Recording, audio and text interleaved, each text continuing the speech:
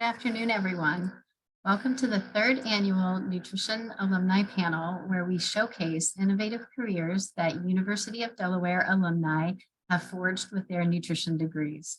I'm Donna Paul-Hamus, and along with Professor Marianne Estep, we welcome you to this special event. Today, we are thrilled to have Emily Foltz, Adrienne Krzyzkowski, Kristen Troy, Matthew Grazios, and O'Shea Johnson as part of our alumni panel.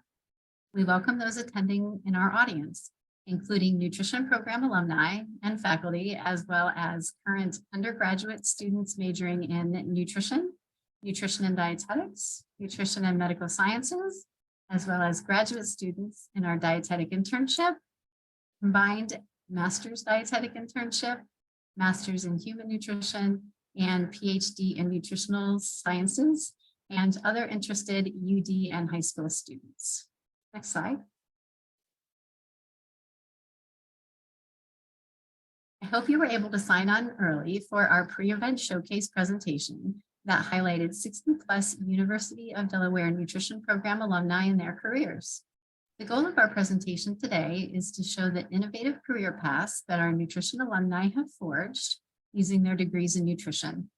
We are thrilled to see our graduates shining in many different roles, including registered dietitians, medical students, and media specialists who are working in a wide variety of settings, such as private practice, medical school, communications and marketing, industry, healthcare, and more. Many are displaying entrepreneurial skills and have started their own businesses and are sought after as they write and speak in various media venues. Others have leadership positions in business, healthcare services, government, and beyond. If you missed the slideshow or want to view it again, we will post it on our BHAN website. Next slide. For those of you who are interested, please visit our behavioral health and nutrition website to learn more about our nutrition and dietetics, and nutrition and medical science majors and career options.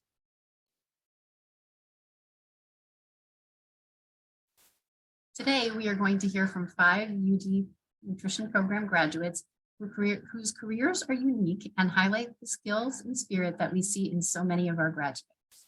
As you listen and learn, I'm sure you will find that not only will you get insight into particular career paths, but you also hear tips and perspectives that will prepare you as you carve your own way as an undergraduate or graduate student in our nutrition program here at UD. We are recording this session for future use. Please remember to mute yourself if you haven't already. We will have questions after we hear from all of our speakers, but please feel free to write questions in the chat at any time. Next slide. I'd like to welcome our first speaker, Emily Foltz. Emily completed her undergraduate degree in nutrition and dietetics at UD and her master's in nutrition and human performance at Logan University. She is currently the owner of Fit With Food. Take it away, Emily. Thank you. Thanks so much for that gracious introduction. So, hi everyone, I am Emily. As she said, I do own Fit With Food, and you can actually jump to the next slide. That's okay. I'll start there. Oh, perfect. So, yep, that's perfect. Thank you. So I own Fit With Food, LLC. It is a dietetics private practice that I founded in September of 2018. But this past January, I actually turned it into a group practice. So I'll talk more about that as we go on. We offer, as a private practice, a lot of services, which is very common in the private practice world. But our 2 main services, which I want to talk about, are individualized nutrition counseling and also group presentations and seminars. So we do one-on-one counseling with all age groups, lots of different medical conditions, but my other dietitian and I do specialize in sports nutrition and human performance, as well as disordered eating. So that's a lot of our clientele. And then if we get anyone who we don't feel fully confident in working with, we will refer to other dietitians.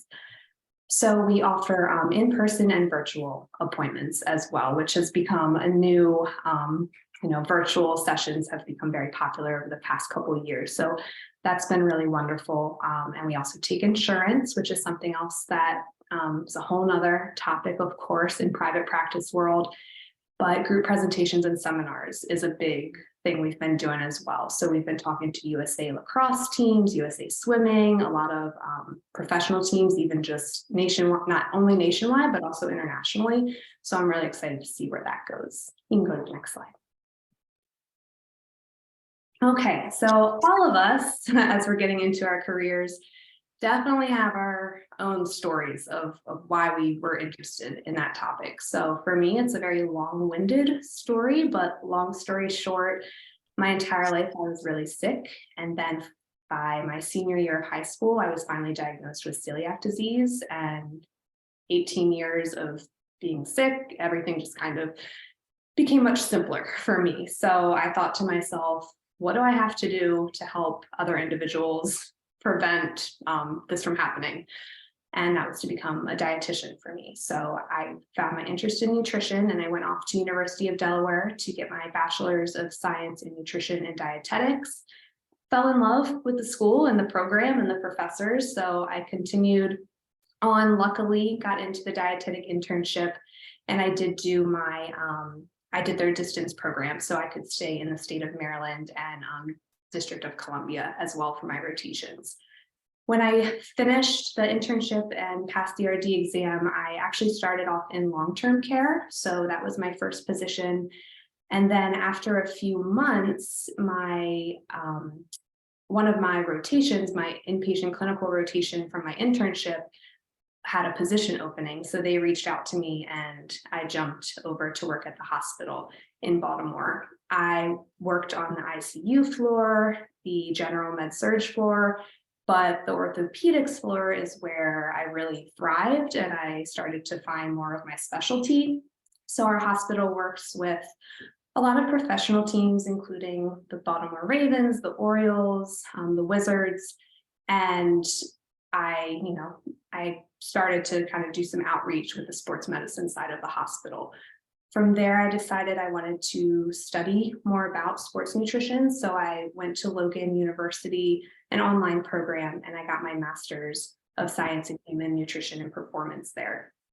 As I was continuing to work in the hospital, I was networking with doctors in the sports medicine field, and they started to refer some clients to me. So I was working part-time, seeing clients, and then more referrals came in, and I slowly started to branch away from the inpatient field and started my practice full-time. So my thought was I wanted to only work for myself and not hire anybody and remain a solo practice without any other dietitians. But about a year ago, I found out I was pregnant and I wanted to start a family. So that really pushed me to make sure I continued Fit with Food and continued the nutrition counseling. So I did hire a dietitian, and I will never look back. I definitely love group practice and having a team to work with. So that's why we started that in January of this year. You can go to the next slide. Okay, so the future. As a dietitian, there's other obviously areas of specialty you can get in different boards you can sit for. So 2 years ago, I was eligible to sit for the CSSD exam, but owning a business and life in general has made that a little difficult to find the time to really study and make sure I'm focused on it. So that has not been my priority right now, but that is definitely something I'll be doing. Goal is within the next year. So that is on my list. I also now plan to hire more dietitians, but with different areas of specialty. So I'm looking for, again, maybe someone who solely focuses on eating disorders or diabetes, different medical conditions would be really great to have in our practice. As I now have another dietitian, I do see myself taking more of that managerial role in the future, and maybe shifting from seeing clients to doing just more of that administrative and behind the scenes work. I've also in the past year started to build more resources and create content for other dietitians to use in their practices, and I'm really, really enjoying that. So I see myself doing more of that in the future, as well as continuing presentations and group seminars. That to me is a great way to get a lot of information out in a short period of time to a big group of people such as this. So that's really important to me. Long-term goal and my dream, and this is not just for dietitians, but just as a team in the nutrition field, would be to put an end to diet culture. That's really big in my practice, and just making sure everyone understands that we really need to turn to professionals like us who are getting these degrees in the nutrition field for nutrition information. We can go to the next slide. So my advice to future dietitians, really anyone, any student, any entrepreneur, would be these. So do not be afraid to ask for help. This is something I have always been guilty of. I was always scared to ask for help, but there are several people in the industry who have a lot more years experience than us and can certainly be a help for your path.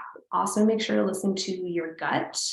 If you have a passion in something, if you had an idea that you think should be implemented, honestly, go for it.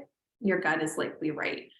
Try to step out of your comfort zone whenever you can. This is really difficult, but I will say the second I did this and learned to do this, that's when my practice started to take off. You don't have to have it all figured out. As you can see, I thought I had it all figured out even when I started my practice, but every day is different, especially in this world. And even just with nutrition in general, research is coming out, things change every day. So we don't have to have it all figured out. Take it day by day, set goals for yourself, but something might change and be better than you expected. And then my biggest one, so I highlighted this: do not compare yourself to other just professionals in general, dietetic professionals, other students. Make sure you're setting your own path. We're guilty of this just as humans, comparing ourselves to everyone. But I will say I was always trying to see what other practices were doing in the beginning before I started my practice. It wasn't until I distracted myself from that and set my own path that, and stopped comparing myself to others, that I really took off and clients started to roll in, and I made my own practice, and everyone started to find fit with food. Okay, we can go to the next slide. So if anyone wants to ask me any questions after this, get in touch. Here's all my information. I'm very quick with email, but I really appreciate everyone taking the time to listen to me today. Thank you. Wonderful. Thank you, Emily. Those were wonderful insights. Thank you. Our next speaker is Adrienne Friskowski. She completed her undergraduate degrees in dietetics and nutritional sciences here, and is now a medical student at the Philadelphia College of Osteopathic Medicine. When you're ready, Emily. I'm sorry, Adrienne. Thanks so much. So yeah, hi, I'm Adrienne Friskowski. I'm a fourth-year medical student at the Philadelphia College of Osteopathic Medicine. We can go to the next slide. So today I'll be presenting on my pathway from a nutrition major at UD to medical school. And I'm hoping this will be relevant to anyone applying to the allied health professionals, whether that's like a PA school or NP school, or even nursing school, whatever you're applying to. I think this could be useful just to hear kind of how I navigated it. You can go to the next slide. So, my path to medical school was that I did undergrad at UD in nutritional sciences and dietetics. I was a student athlete at UD. I ran cross country and track and field, and I kind of wasn't sure what I wanted to major in. I started in exercise science, and then really liked learning about the science of nutrition, so I decided to switch my major. And while I was at UD, I wasn't really sure what direction I wanted to go with my career. I thought about being a clinical dietitian. I thought about getting a PhD in nutrition or biology and doing research. And I also thought about medical school. So what really convinced me was when I was in my medical nutrition therapy classes, I love the pathology that we were learning about. And I think that was kind of my first exposure to the stuff we're learning in medical school. And that kind of put it on my radar as something that I could do with my career. So my path to medical school wasn't exactly a straight line. So I didn't have all my kind of ducks in a row to take the MCAT on time. So I did a certificate in biomedical sciences at PCOM after I graduated. and then took the MCAT and was lucky enough to get accepted into the DO program, which is the Doctor of Osteopathic Medicine at PCOM. And so with medical school, the first 2 years are kind of your basic sciences like anatomy and physiology, immunology, and then your systems-based curriculum. So everything from like renal to cardio to OBGYN, all the systems. And then my second 2 years have been clerkship. So I've actually been in the hospital kind of learning on the job. So I'm in my 4th year, so I'm almost done. I'm in the process right now of applying to residencies, and which is a whole other conversation in itself, but I'll find out where I match in March. So we can kind of go on. So I think the thing I would give my best advice to people pursuing a career in the medical profession is to find your why. And I think my why was that I thought that prevention is the best medicine. There's so many chronic diseases that we see in the clinic every day that could be prevented with either lifestyle or better nutrition. And I think finding out why patients struggle with nutrition, whether it's their life circumstances or just lack of knowledge, I think is so important. And I've listed a couple specialties here that you could kind of use your nutrition degree in, but I think it really can be applicable to everything. And I think primary care was how I really saw myself using my nutrition degree. And I've seen other practitioners in my time on clerkships use it by counseling patients in the clinic, referring them to dietitians with good knowledge, and also doing group sessions where they present on a nutrition topic or teach a cooking class. So I think there's definitely ways that I saw primary care physicians incorporating it into their practice, but I think it's also applicable in many other specialties. I did a rotation at a eating disorder clinic, so I saw how I could use it with eating disorders, and I worked with a bariatric surgeon, and it's all very relevant to what we learned in undergrad. So I think that was something that was reassuring to me as I moved through. And I really, I think we've heard a little bit about sports medicine, and I think it's very applicable to like you could if you pursue a career in sports medicine, you could definitely use your nutrition knowledge. So I think the best advice is just keep your options open and try to apply it to whatever you do. So we can keep going. So I'm going to kind of talk about my path to medical school. And one of those things that kind of helped me get there was research. And I was lucky enough to be part of Dr. Carly Pakinowski's lab. And some of you may know her if you're at UD. And her lab was great. And I really saw what went into evidence-based medicine. And I think that was so important for me as a young medical professional. And I definitely could have used it whether I went into research for a career, obviously, but even dietetics or any field I went into, I think it was very useful to learn how to read the literature and kind of what went into creating a decent study. So I was lucky enough to be part of the Embry Summer Scholars Program and get paid to do research. So if anyone's interested in that, I can definitely advise you on that. But I think my advice for getting involved in research is just to kind of look online at your institution and see what some of your professors are doing research in. Like Dr. Pakinowski did this super interesting research in yoga and body image, and then we did a study on self-weighing. So I think that no matter what you're interested in, you can get involved. And I was lucky enough after I left UD to do research with a bariatric surgeon. So I think your nutrition degree opens a lot of doors for you to branch into different avenues. We can move on to the next slide. Another thing that was really integral into my path to medical school and my path to residency now was volunteering. And I've put a couple different of my pictures up here from volunteering events I did at PCOM, but when I was at UD, I was involved with the food bank a lot. And it was nice to see how nutrition could be used in the community. And then when I was at PCOM, I really saw how my nutrition degree fit into an even bigger organization by going to MANA, which is the Metropolitan Area Neighborhood Nutrition Alliance. And when I volunteered at this facility, I got to see how they package food for people with different dietary needs. So they would package and deliver food to people with chronic illnesses. And this was really interesting to me with a nutrition background and treating chronic illnesses. I think that was kind of a nice a nice way to tie everything in. We can go on to the next slide. Another thing I did at PCOM that was kind of tied in my nutrition degree was that being part of the nutrition medicine club. So this actually was there when I started at PCOM. It wasn't like I started this club. There's always been people interested in nutrition at PCOM, but it was really nice to get involved and kind of bring nutrition to my classmates as they went into their clerkships and their future careers. And so some of the speakers we had were really interesting because there were people that had already used nutrition in their career. So we had a cardiologist that came in to speak about using preventative medicine to reduce cardiac illness. And she did that in a plant-based way, but she also worked in a city that was a food desert. So she kind of talked about how she gave her patients resources to find healthy meals within their area code. We also had a breast surgeon come in who did breast cancer oncology.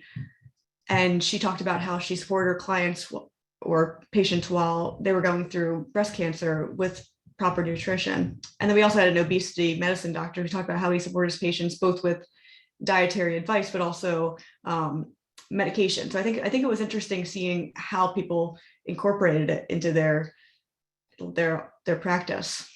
And a couple other things we did student run pantry, which was more to benefit the students at PCOM. But we also did a journal club, which kind of goes back to my love for research and evidence-based medicine. But we also did documentary discussions to kind of see how we would address like fad diets or things that our patients had seen in the media, and kind of discuss how we would approach that with patients. So I think that these were all really good things that we did while I was in my first 2 years at PCOM. You can move on to the next slide. So my big advice for new medical professionals is just get involved. I don't think there's like a right or wrong way to, put yourself out there. And I think everything you do will kind of shape like what you think your career will be and what your career will be. And I think going along with this, just think about your long-term goals and what you think will get you there. It doesn't matter if you don't figure it out, but if you're going towards something, you're at least moving forward. And then I think my other big thing that I struggled with when I was early in my career was just concentrate your time into projects that you're passionate about and don't spread yourself too thin. I think doing one or two things really well is important. And I think I still struggle with that where, I don't always have the exact time I want to put into something. And I think that's just advice for that's useful for everything in life. But that's my advice for young professionals. And then go to the next slide. And then I put my email down here. Feel free to email me. I know I've talked to a couple other PCOM or UD students that I've seen interviewing at PCOM, but if you have any questions for me, my partner is also a physician's assistant. So if you have any questions about that, I can probably answer those as well. Thank you, Adrienne. That was wonderful. Remember, if you have any questions for any of our speakers, please add them to the chat box and we'll get to them at the end of the presentation. So our next speaker is Kristen Troy. Kristen completed her undergraduate degree in nutrition at the University of Delaware and is currently a digital communications specialist in the College of Health Sciences right here at the University of Delaware. So Kristen, take it away. Hi, everyone. As she said, I am a digital communications specialist with the College of Health Sciences here at the University of Delaware. So I've kind of come full circle from my undergraduate degree to now helping out with my degree at the college that I got it, which is kind of awesome. We can go to the next slide.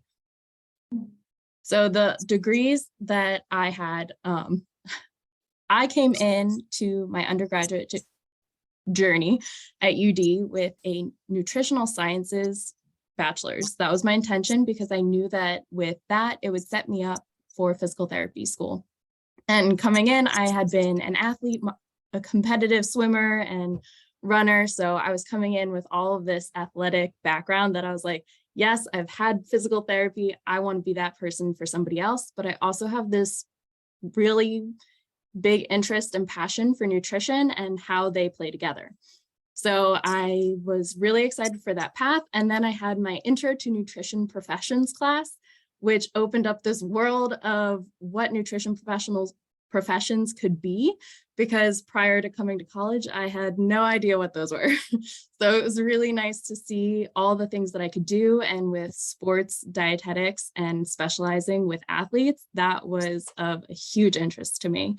So after I took that class, I decided I was going to double major. Take us a couple years in the future, and I'm in my nutrition counseling class, and I find out that I am not, it wasn't the path for me, because I knew that while it would be super rewarding to counsel people in a clinical setting or even in a community setting or in your own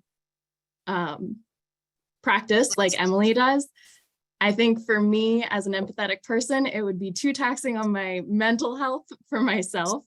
So even though I knew I could probably find it very rewarding, that was not for me. And at that same time, I realized that, maybe extra school is also not in the path for me.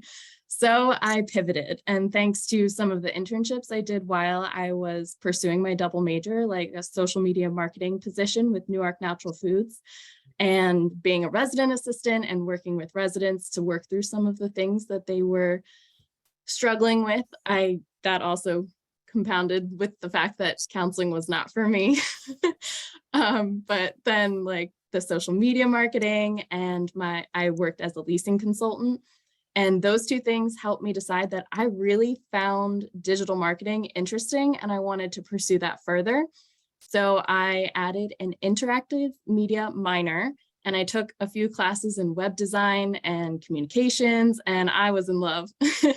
It was something that really intrigued me. So I decided to go for a digital production internship, which was something that I was like, this is way out here. I may not have the qualifications for it because I've been a nutrition person all these years, but I was able to get in because of the minor classes I took and because of the passion I had for it. So we can go to the next slide. So that internship set me up perfectly. I was in that internship for over a year, and I got lots of web coding experience. I also got experience working with professionals, and that allowed me to apply for a marketer position with a local athletic club. So the Hocassin Athletic Club is a mid-sized company, and it's a single location gym.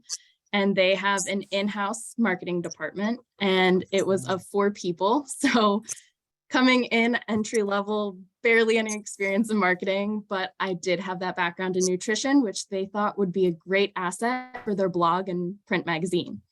So they thought, hey, they can manage our website and they can also write for our blog and help us kind of communicate the science things that the personal trainers and the registered dietitians are trying to tell our members, but in a way that, like layman's terms, people will actually understand, and it might get more views and be more intriguing. So that really helped me see the other side of nutrition. And I feel like I was able to make an impact and shed some light on things that my fellow communicators were not privy to because they didn't have a science background in nutrition. They were all marketers. They went to school for marketing. So they didn't have that experience with the behind the scenes science of it.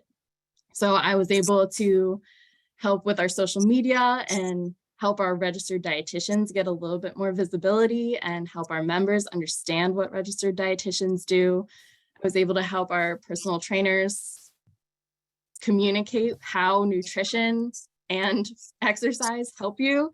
And I was able to write these really cool articles that kind of tapped into my nutrition education, but also helped me as a communicator. So I interviewed at the Food Bank of Delaware, and I helped people understand some of the nutrients, and just, it was a lot of fun. So your nutrition degree can be applicable even if you're not doing a nutrition job, because it's that knowledge in the back of your head that you're like, oh, I recognize that thing and I can communicate that better. So we can go to the next slide. So after 3 years at the Hocassin Athletic Club, I got a job almost a year ago now at the College of Health Sciences as a digital communications specialist. So I was able to hone those communication skills in my last position to now work at my alma mater. And I do the web management on all of the college site, the department sites, our social media management. I work with the various the departments, and we coordinate different things to educate our students and community members so that they can be involved. Paid ad campaigns for a lot of the research we do that is recruiting human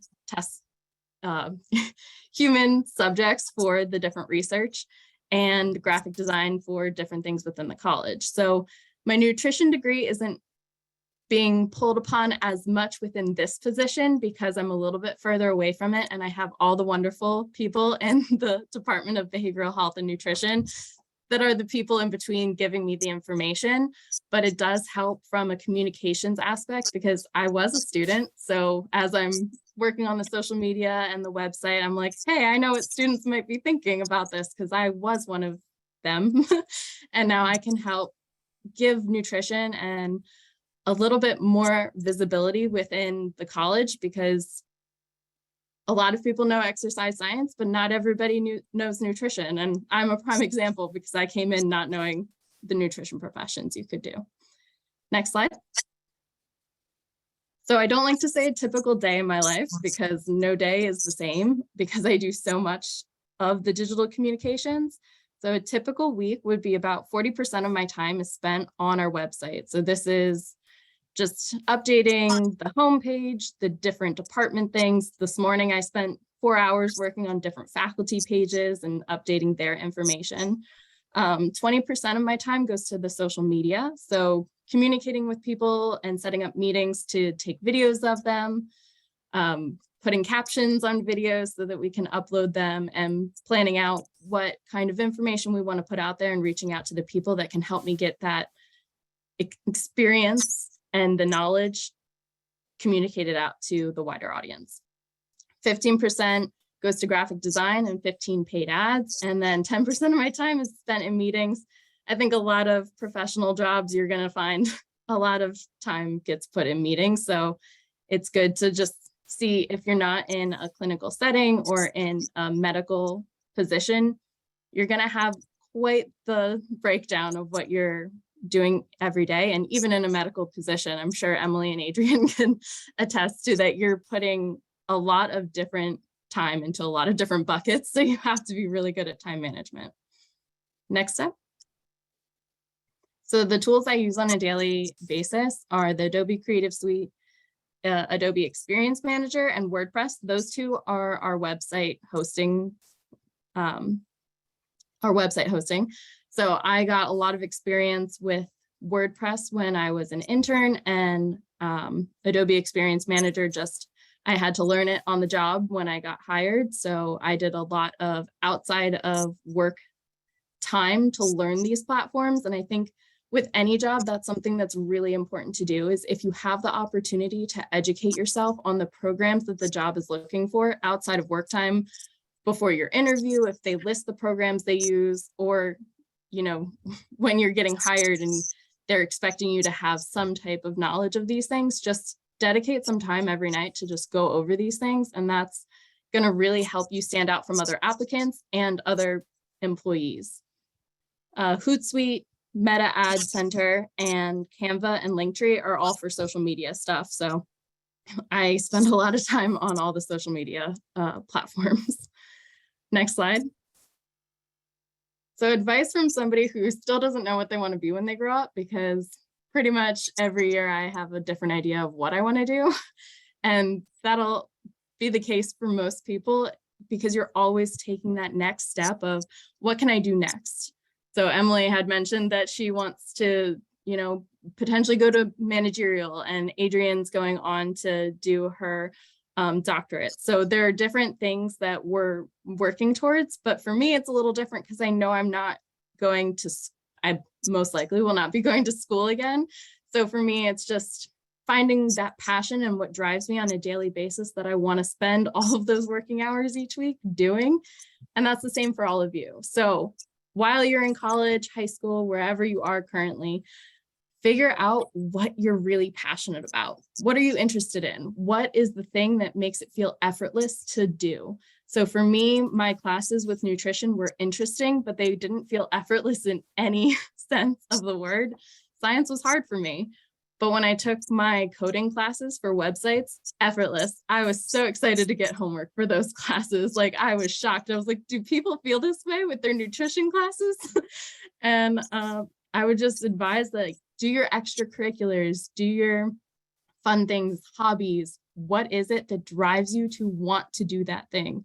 Do you have an interest in learning something else? And then you will set aside that time and just do it. Maybe that's something that you're interested in that could become a profession that you're, really driven towards.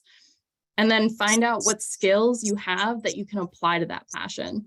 So my nutrition was a passion. My skills were those coding classes. So I was able to do that at Hack. I was able to take my nutrition information and put it into writing blog articles, creating social media posts, updating our website so that nutrition was on the forefront of our athletic center. There are things that you can do to apply it. It just might not be simple, cut and dry. So think outside the box. I created a position that I think most nutrition people wouldn't have thought you can do with a nutrition degree. They would have thought, oh, you need a business or a design degree. Sure, other people do, but you can make it work if it's something you really want to do. So make your own path that makes you happy. You don't have to hate working a full-time job if it's something you really enjoy and you're working towards something that makes you happy. And then next slide. So if you have any questions about being non-traditional or anything about communications wise, here's my email and I'd be happy to chat.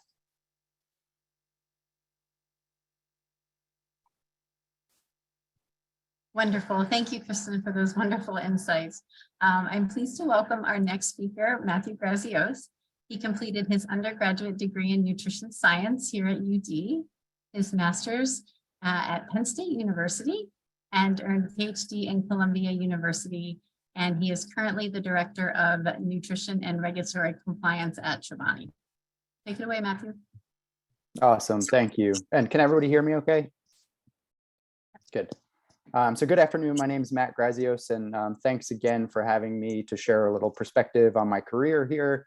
As it says, I'm currently the Director of Nutrition and Regulatory Compliance at Chobani.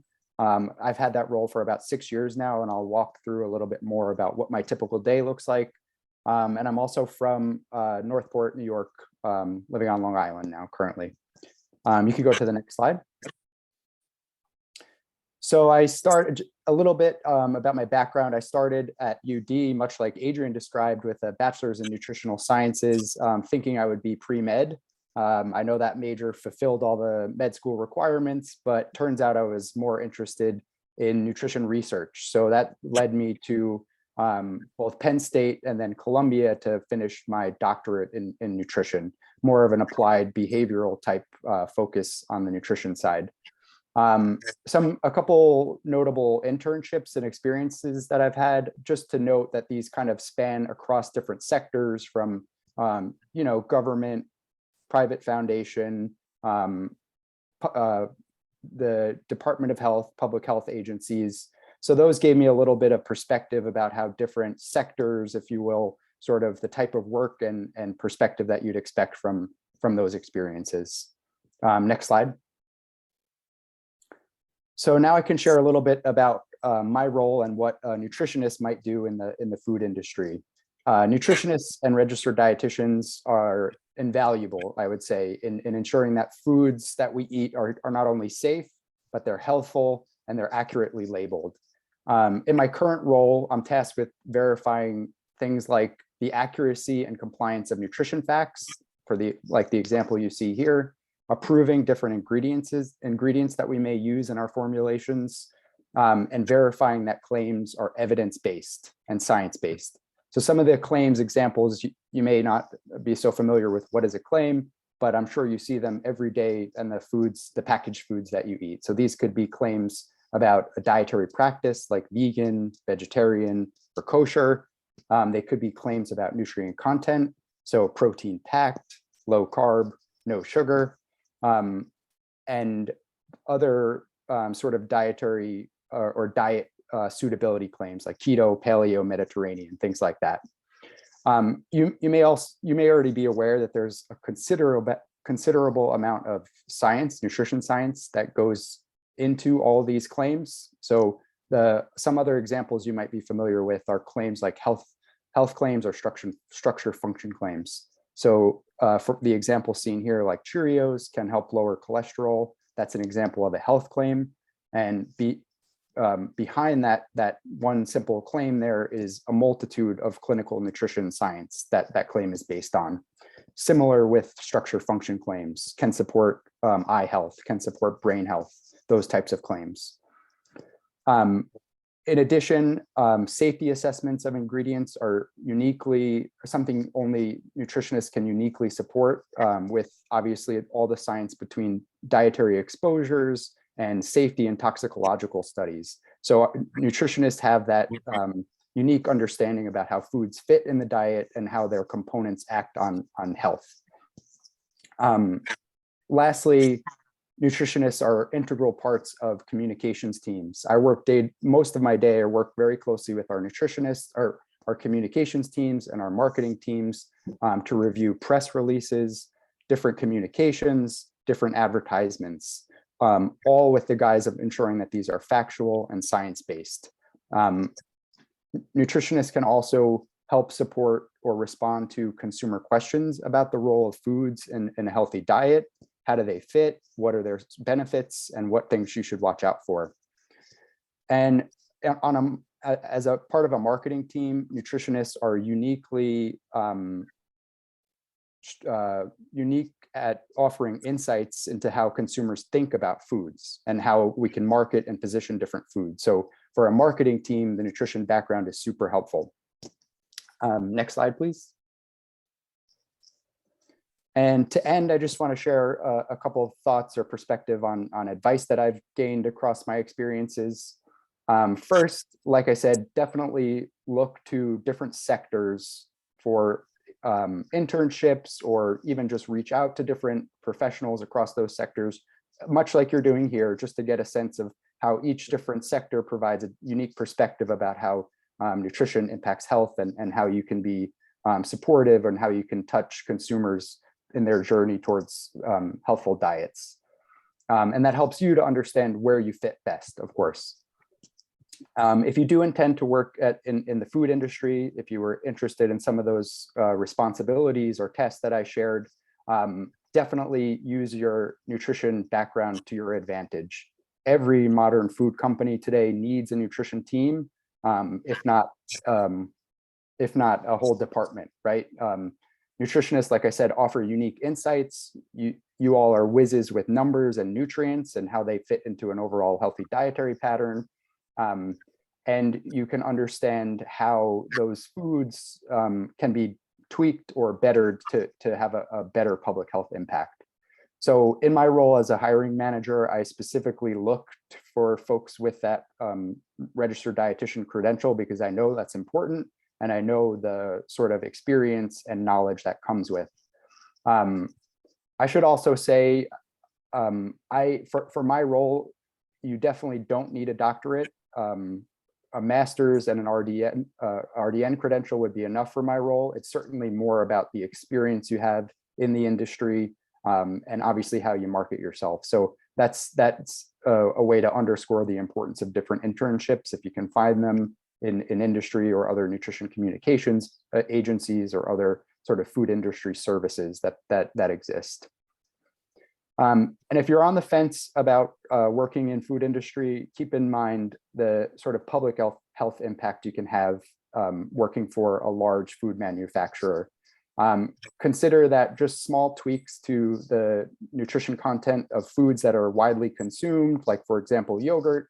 If everybody eats a yogurt every day and a nutritionist can help convince the manufacturer to maybe reduce sugar, reduce sodium here or there, you can have a large public health impact, even though on a day-to-day or an individual perspective, it's a pretty small change. Over a large population, that's a big change that we could consider.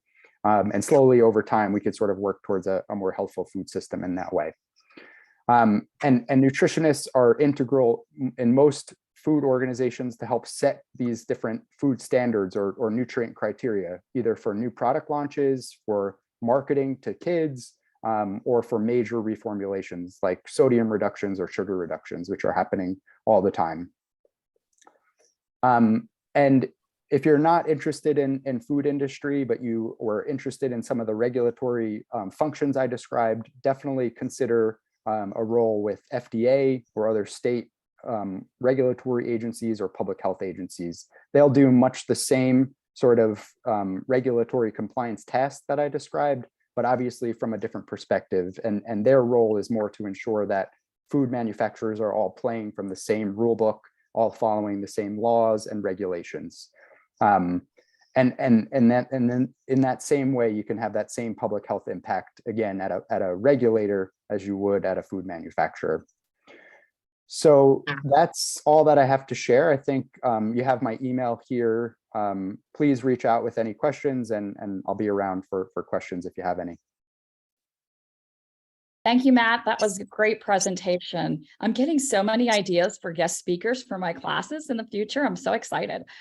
All right. Our final speaker today is O'Shea Johnson. O'Shea completed her undergraduate and her graduate degrees in nutrition right here at the University of Delaware, and now is a pediatric clinical dietitian at the Children's Hospital of Pennsylvania. O'Shea, it's all yours. Take it away.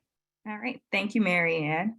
So like Marianne mentioned, I'm O'Shea Johnson. I am a dietitian at the Children's Hospital of Philadelphia. You can go ahead and move to the next slide. So I completed my undergrad in dietetics at UD. While I was an undergraduate student, I got a great opportunity to work as a diet aide in the nutrition department at Nemours up in Wilmington. That job just kind of landed on my lap. We actually took my sister there for an appointment. I met a nurse, told her I was a nutrition major. She told me I should apply and ended up getting the job. So that's kind of how I fell in love with pediatrics. After I graduated with my bachelor's, I worked as a nutritionist for the WIC program for about 2.5 years before I did my internship and then did my master's at UD as well. Right after completing my master's, I got my first job as a pediatric dietitian at Mount Washington Pediatric Hospital in Baltimore. I was there for about 6 months and then got my current role at CHOP. You can go to the next slide. So my current role, right now I'm an outpatient pediatric dietitian for the Children's Hospital of Philadelphia. The department that I work in is the pediatric feeding and swallowing disorders. So I work with a multidisciplinary team. So it's myself, there's normally a medical provider, so that's either an attending or a nurse practitioner. We also have a psychologist on our team, as well as a speech therapist and an occupational therapist. So we all work together as a team to work with kids with feeding disorders. My patient population honestly ranges anywhere from infants all the way up until teenagers. I would say our largest population is definitely infants and then like toddler age. But oldest child I've probably seen was probably like 16 or 17 years old. My main responsibilities is to assess nutrition status of patients.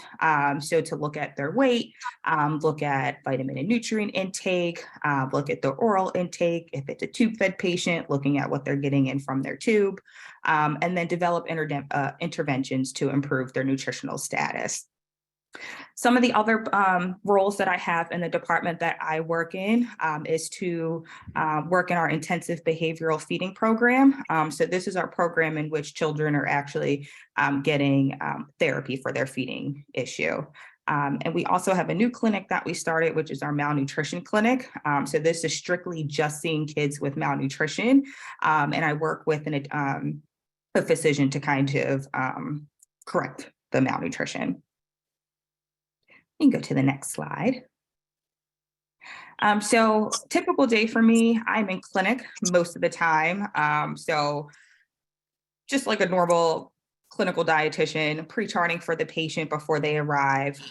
Once they do arrive, assessing their weight. So one of the big things that I'm looking at, especially within pediatrics, is malnutrition, which is pretty common in the population that we see among children with feeding disorders. I'm also looking at any diet history information if I have that. So if a child is fed through a G tube or an NG tube or a J tube, I'm looking at that regimen. And then at the very end, I'm giving nutrition recommendations to the families or caregivers. Outside of clinic, I'm completing notes, billing for the patients that I've seen, responding to patient and staff messages. So that may be kids who are on tube feeding orders or on oral supplements. We may need to change orders. Some of our kids are in medical daycares where they need specific orders or letters of medical necessity for school to get specific feeding treatment while they're in school or at daycare. And then another big part is collaborating with other providers. So I may be collaborating with cardiologists. I may be collaborating with allergists, with GI to kind of manage some complex cases. We can go to the next slide. So my future plans.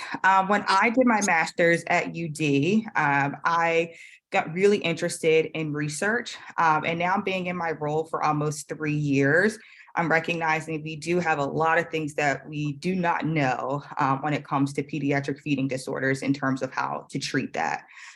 So I am really interested in going back to get my PhD and really doing research focused on pediatric feeding disorders, particularly looking at interventions for older children with feeding disorders, because we do not have a lot of great research right now in treating children who are older. So more so looking at kids like 9 and above with feeding disorders. We really don't have a great practice in terms of treating feeding disorders among those children. And go to the next slide.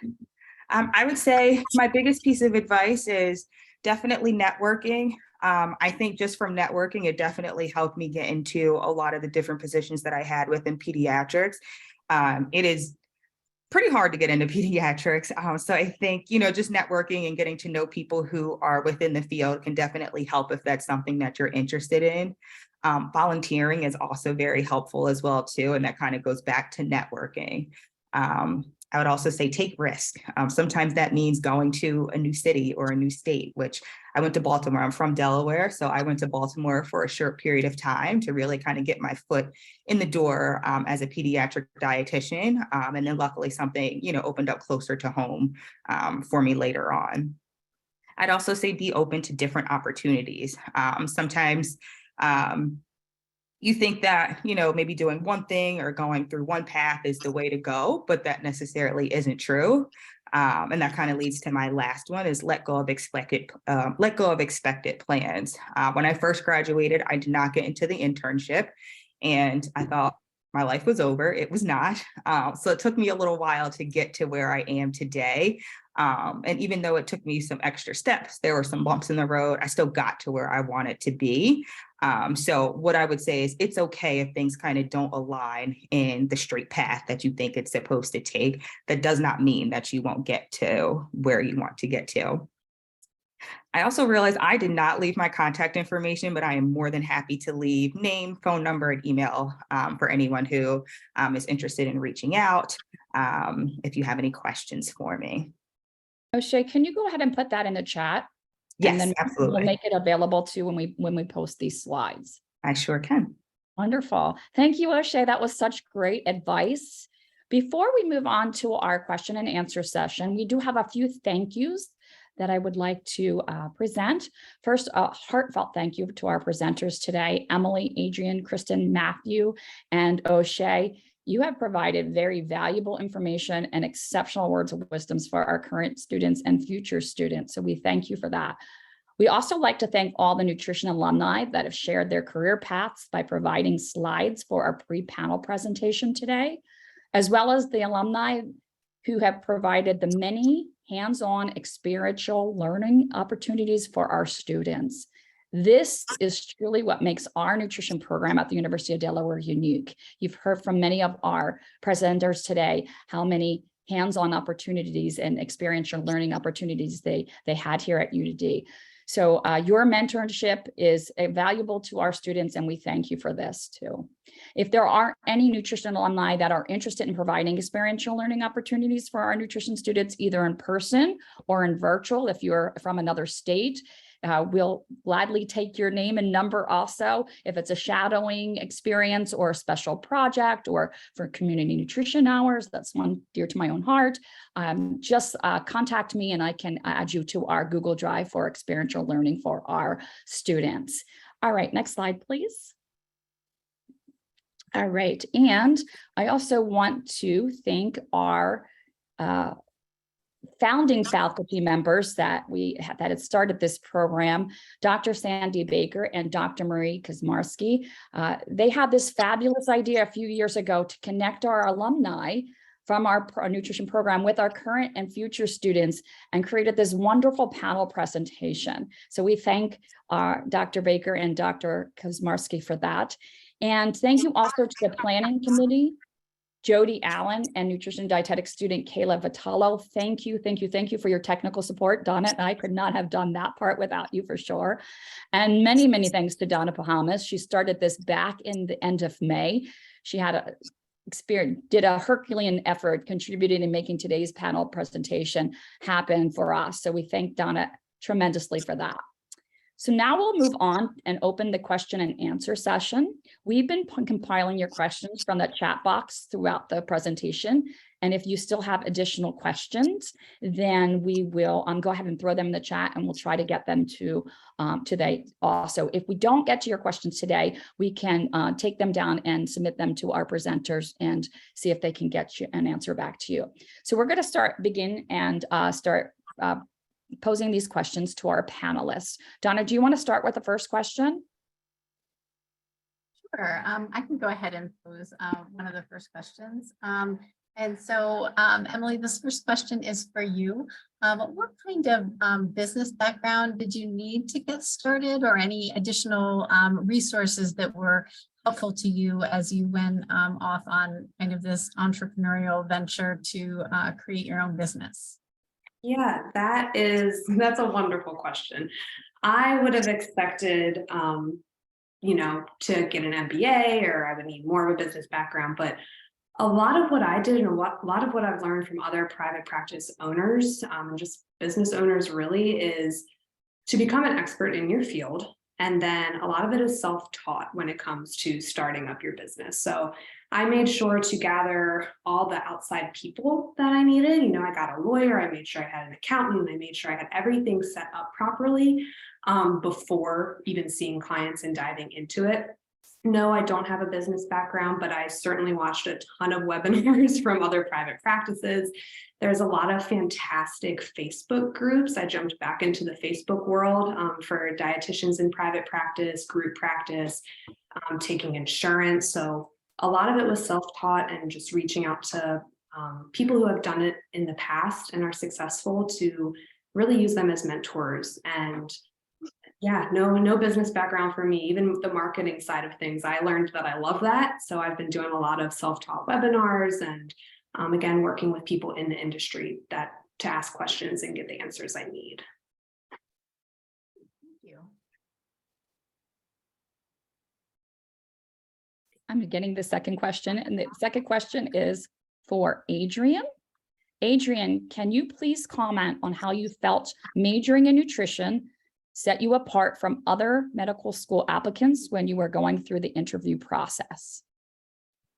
Yeah, so I think that during the interview process, it was something to talk about, because I think that's kind of, you have to kind of sell yourself throughout the whole process. But I think having an idea of what you want to go into, even if it's not, you don't have to have an exact plan, but kind of having an idea of why you're passionate about combining nutrition and medicine is kind of what I used. But medical schools are looking for people who have different interests. So as long as you have the prerequisites, you can kind of sell yourself however you want to.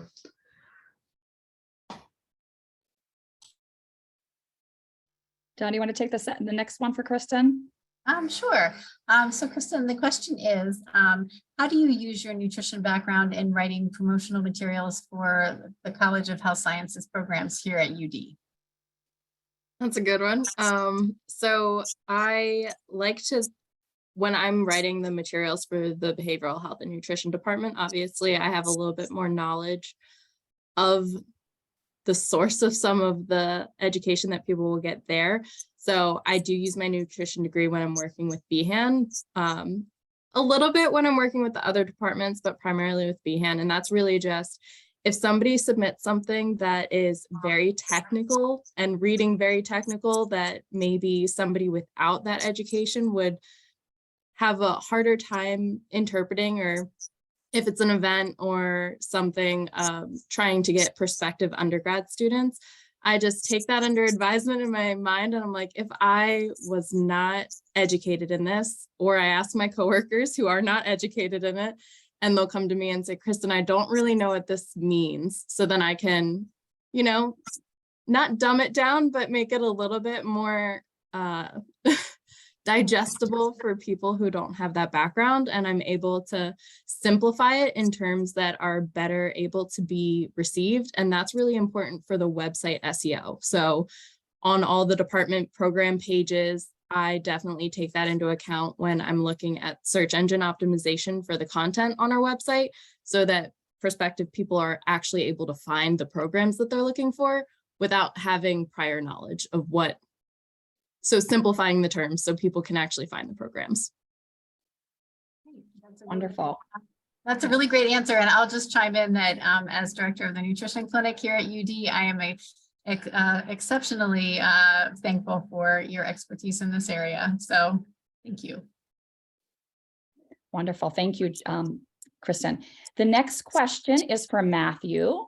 Matthew, what is your best advice for students transitioning from academia, say maybe their PhD, into a role within the food industry?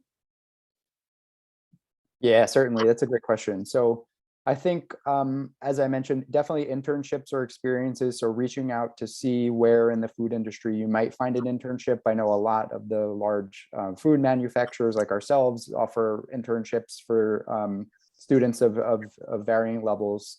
Certainly having the internship and the perspective that from working at a food manufacturer will give you the foot in the door, if you will, for the next place where you apply. Obviously, with that experience, sort of you have sort of a business mindset, how to, you know, market yourself and your credentials to what a food industry or a food manufacturer might want or need out of a nutrition professional in their organization. So that's certainly number one, is definitely seeking out internships. And if not at a food manufacturer, there's other, you know, trade associations, professional services firms like nutrition communications firms that support food manufacturers. So things like that. If you can't or you're not able to get an internship at a food manufacturer, if you don't live close to one, look for some of those services firms. Like I mentioned, nutrition communications is a big one. Research, consumer insights, those kind of things would be helpful, I think, to get your foot in the door. Great, thank you. All right, how about the next question for O'Shea?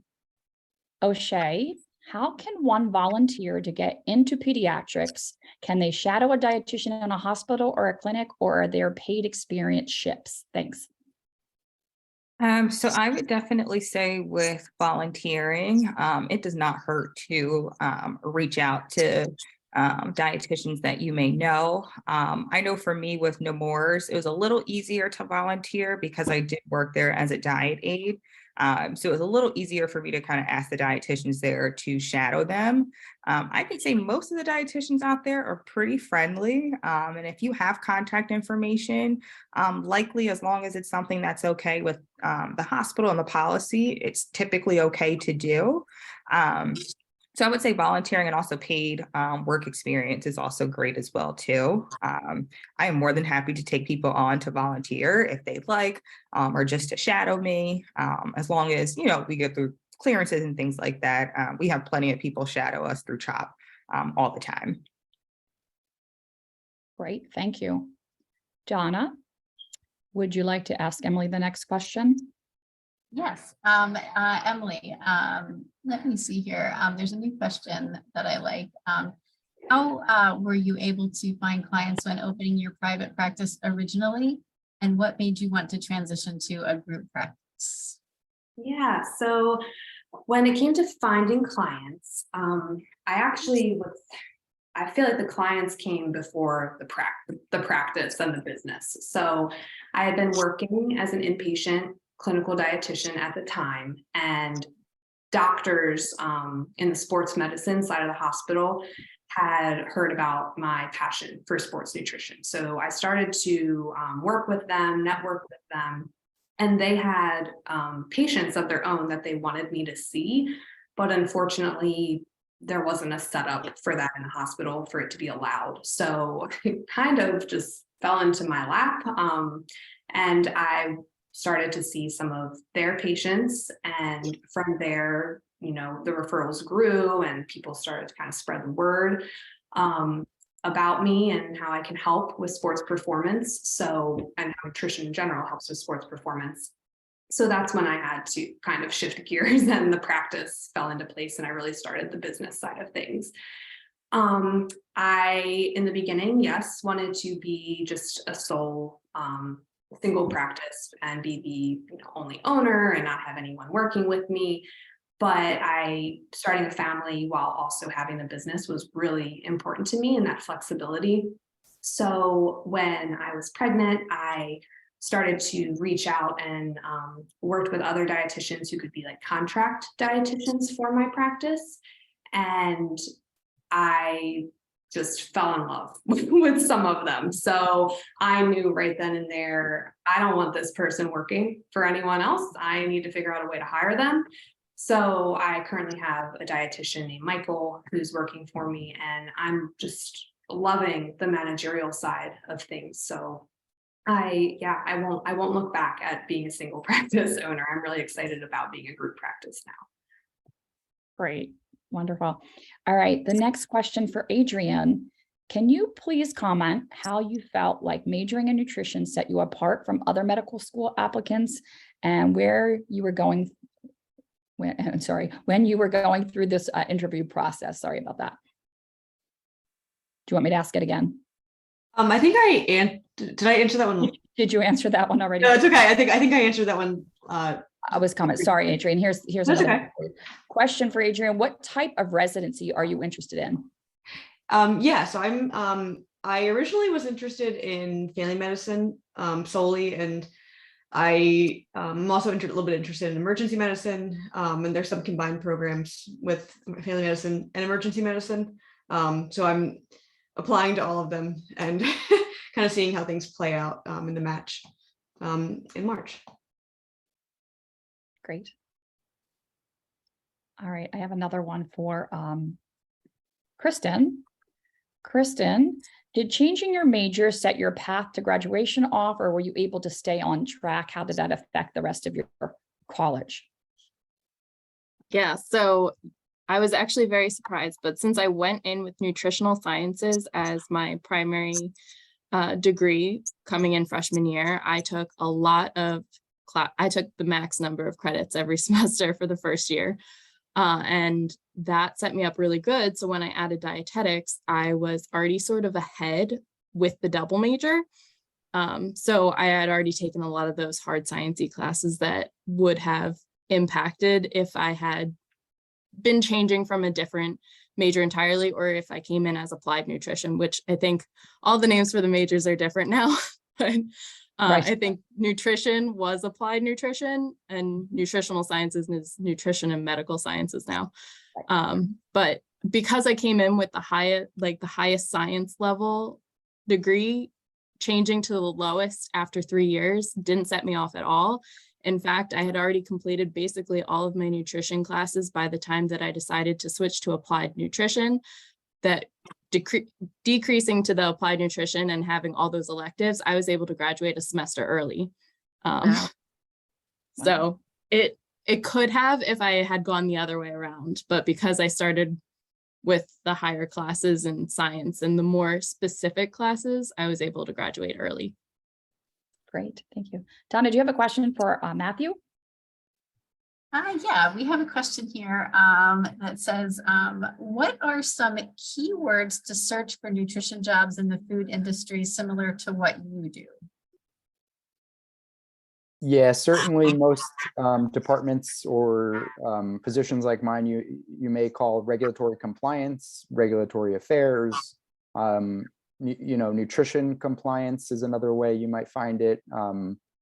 But yeah, it is a little bit of a niche position, but like I say, there are plenty of like support or ancillary positions like in communications departments which have a nutrition focus. Consumer insights can have a nutrition focus, but what I do is regulatory compliance, if that helps. Yes, it does. That's Thank you. great. All right, we have time for one more question. And I think we have another question for O'Shea.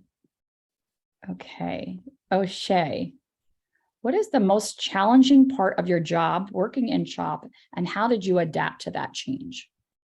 I would probably say the hardest part was learning to work with a team. Right now, that's one of the things that I love the most about working with a multidisciplinary team is that we get to bounce ideas off one another, and you're not solely coming up with things on your own.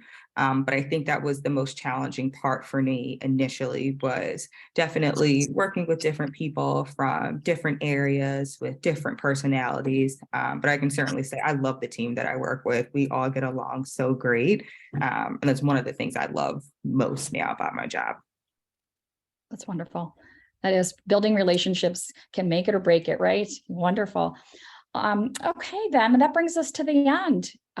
There are a million more questions, which means that our guest panelists really had some thought-provoking information to share with our students, and we thank you for that. That's exactly what we wanted, and we hope the connection continues, and that wherever our students are and wherever our panels are, that we can connect with UD alumni from the nutrition program all over the country, all over the world. And it gives our students the leg up. It makes them unique, and it makes them stand out on all types of applications. So thank you, thank you, thank you